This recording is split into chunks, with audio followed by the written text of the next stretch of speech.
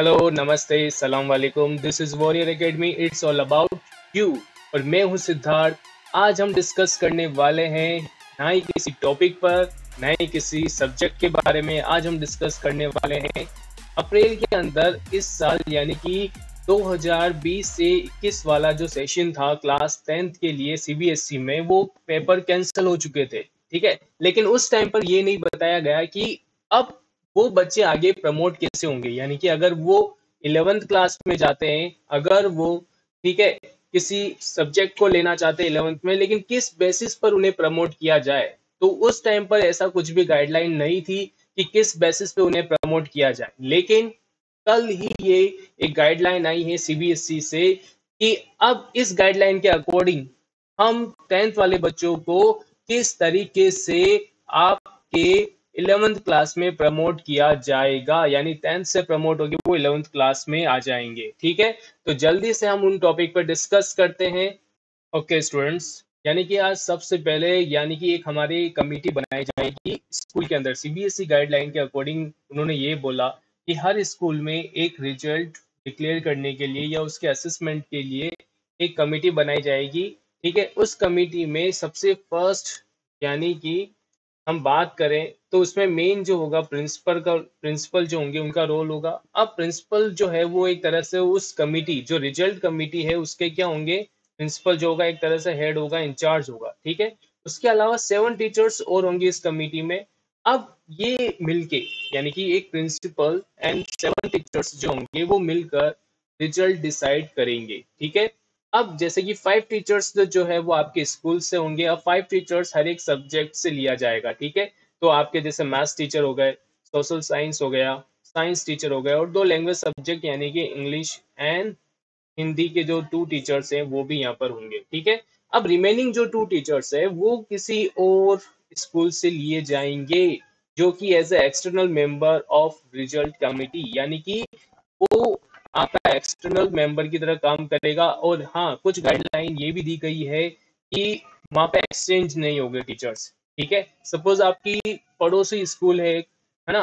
अब उस पड़ोसी स्कूल के 2 टीचर आपके मेंबर हैं, तो ऐसा नहीं हो सकता कि आपके 2 टीचर उस पड़ोसी स्कूल के भी टीचर्स या उसके एक्सटर्नल मेंबर्स बन जाएं। ठीक है, यानी कि उन 2 टीचर्स का एक्सचेंज नहीं होना चाहिए, वरना यहाँ पे घपला हो सकता है। फिर क्या होगा कि भैया देखो, आप हमें नंबर दोगे तो हम भी आपके बच्चों को नंबर देंगे, तो फिर वो मिली भगत वाला काम हो जाएगा। आपके लिए तो अच्छी बात है ही। ठीक है, अगर मिली भगत हो जाए तो इसमें आपका ही नंबर आएंगे और आपका ही रिजल्ट बेटर जाएगा, और साथ ही साथ में स्कूल का भी फायदा हो जाएगा। ठीक है, यस। नेक्स्ट पॉइंट पे आते हैं। Yes, procedure of assessment. क्या क्या प्रोसीजर हो सकते हैं, तो जैसे कि हमने कहा आपके ऊपर कुछ अत्याचार किए गए होंगे, आप नहीं चाहते थे कि आपके ऑनलाइन एग्जाम हो या ऑफलाइन एग्जाम हो, लेकिन फिर भी स्कूल वालों ने आपके एग्जाम लिए होंगे या टेस्ट कंडक्ट करवाए होंगे, जैसे कि एग्जाम्स वगैरह कंडक्ट करवाए होंगे 2021 के एकेडमिक ईयर में। ठीक है, अब टोटल मार्क्स जो होता है वो 100 मार्क्स का होगा। इसको 2 पार्ट में डिवाइड किया गया है, एक तो 80 मार्क्स और एक इंटरनल जो होंगे 20 मार्क्स। ठीक है, जो 80 मार्क्स है वो किस बेसिस पे जाएंगे, जैसे कि आपके पीरियोडिक टेस्ट हो गए, हाफ ईयरली एग्जाम करवाया हो, मिड टर्म एग्जाम करवाया हो, या प्री बोर्ड्स करवाए हो आपके स्कूल्स के अंदर, उसके बेसिस पे ये 80 मार्क्स जाएंगे। और 20 मार्क्स जो है वो आपके इंटरनल बेसिस पे जो हर साल जाते थे। ठीक है, 20 मार्क्स यानी कि आपका नोटबुक का असेसमेंट कैसा है वगैरह, आप डिसिप्लिन में कैसे हो, सब कुछ मिला के जो इंटरनल 20 मार्क्स स्कूल के हाथ में होते थे वो एज इट इज 20 मार्क्स तो रहेंगे। लेकिन 80 मार्क्स जो है इस बार मिड टर्म, ठीक है, periodic test and half yearly and pre boards के एग्जाम पर बेस्ड होगा। ठीक है, यस। अब जैसे कि आप कहें कि प्री बोर्ड के एग्जाम्स अगर आपके स्कूल में 3 प्री बोर्ड करवाए गए, ठीक है, तो ये हो सकता है कि या तो एवरेज मार्क्स चला जाए, या ये हो सकता है एवरेज मार्क्स ना देके आपका बेस्ट 3 में से जो रिजल्ट है वो दे दे। ठीक है, वो डिपेंड करता है उस कमेटी के ऊपर कि वो कमेटी किस बेसिस पर किस तरह से अपना क्राइटेरिया डिसाइड कर रही है स्कूल के लिए। गाइडलाइन में ये दोनों ही ऑप्शंस गिवन है, या तो आप एवरेज ले सकते हो या आप बेस्ट 3 या बेस्ट 2 ले सकते हो। अगर एक ही प्री बोर्ड हुआ तो एज इट इज वो ही लेना पड़ेगा। ठीक है, और साथ ही साथ में सपोज कोई बच्चा है, ठीक है, कोई एग्जाम नहीं दे पाया, और आपके प्रीवियस ईयर का परफॉर्मेंस जो है performance of school in 10th board examination, यानी कि जिस स्कूल में आप हो, या अब आप सोचो कि अगर हमने नया एडमिशन लिया है, नई स्कूल है, तो हमारा बेसिकली पहले वाला 2 साल, पहले वाला 1 साल, पहले वाला 3 साल का रिजल्ट हमारे इस स्कूल को कैसा पता चलेगा कि हम एकेडमिक में कैसे थे पहले। तो यहाँ पर भी गाइडलाइन दी गई है।